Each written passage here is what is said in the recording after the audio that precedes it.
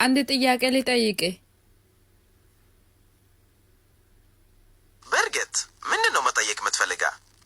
በሰውና በእግዚአብሔር መካከል የሚማልድ ማን ነው? በክርስትና እምነት መሰረት በሰውና በእግዚአብሔር መካከል የሚማለደው ኢየሱስ ክርስቶስ ነው። እርሱ በአብና በሰው መካከል ብቸኛው አማላጅ ነው ተብሎ ይታመናል። ሌሎች እምነቶች የራሳቸው የሆነ አመለካከት ሊኖራቸው ይችላል። ስለ የትኛው እምነት በዋናነት ማወቅ ፈለክ? እኔ በዋናነት ማወቅ የሚፈልገው የመጽሐፍ ቅዱስ አስተምሮ ነው። በመጽሐፍ ቅዱስ አስተምሮ መሰረት ሐዋርያው ጳውሎስ በመጀመሪያ ወደ ቲሞቴዎስ በጻፈው መልእክት አንድ አምላክና በአምላክና በሰው መካከል ያለውም አንድ አማላጅ ነው ይላል። እርሱም ሰው የሆነው ክርስቶስ ኢየሱስ ነው። ይህ በክርስትና አስተምሮ ውስጥ ቁልፍ የሆነ ትምህርት ነው። ሌሎች የመጽሐፍ ቅዱስ ክፍሎችም ይህንኑ ያጠናክራሉ። እሺ፣ አሁን ስለ ኢየሱስ ክርስቶስ ምልጃ እያንዳንዱ ጥቅስ እዚህ ጋር ብታስቀምጥልኝ። እርግጥ ነው ስለ ኢየሱስ ክርስቶስ ምልጃ በተለይ የሚያወሱ አንዳንድ ጥቅሶች የሚከተሉት ናቸው። የመጀመሪያው ቀደም ሲል የተከስነው አንደኛ ጢሞቴዎስ ምዕራፍ 2 ቁጥር 5 ላይ ይገኛል። አንድ አምላክና በአምላክና በሰው መካከልም አንድ አማላጅ አለ፣ እርሱም ሰው የሆነው ክርስቶስ ኢየሱስ ነው። ሌላው በዕብራውያን ምዕራፍ 7 ቁጥር 25 ላይ ነው። ስለዚህም ወደ እግዚአብሔር በእርሱ የሚቀርቡትን ፈጽሞ ሊያድን ይችላል፣ ሁልጊዜ በሕይወት ስለሆነ ስለ እነርሱም ይማለዳል። እንዲሁም በሮሜ ምዕራፍ 8 ቁጥር 34 ላይ የሚኮንነው ማን ነው? የሞተው ይልቁንም ከሞት የተነሳው ክርስቶስ ኢየሱስ ነው፣ በእግዚአብሔር ቀኝም ያለው እርሱ ነው፣ እርሱም ስለኛ ይማለዳል። እነዚህ ጥቅሶች የኢየሱስን ምልጃ በግልጽ ያሳያሉ።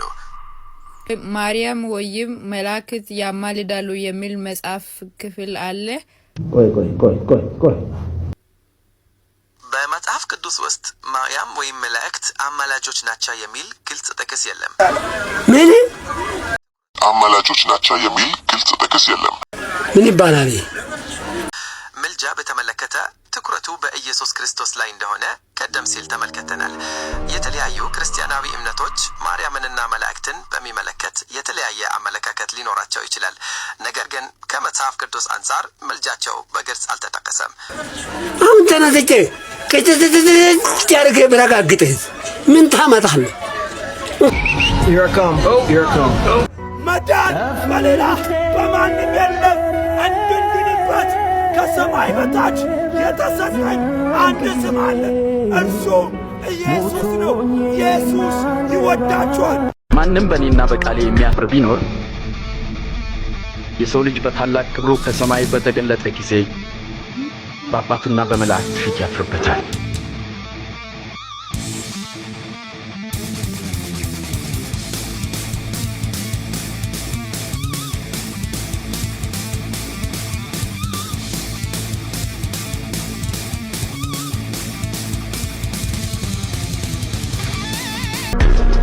ሕዝቡ እኔን ማን ይለኛል? አንዳንዶች መጥምቁ ዮሐንስ ነህ ይሉሃል፣ ሌሎች ደግሞ ኤልያስ ነው ይላሉ፣ ሌሎች ደግሞ ከቀደሙት ነቢያት መካከል አንዱ ተነስቷል ይላሉ። እናንተስ ደግሞ እኔን ማን ትሉኛላችሁ?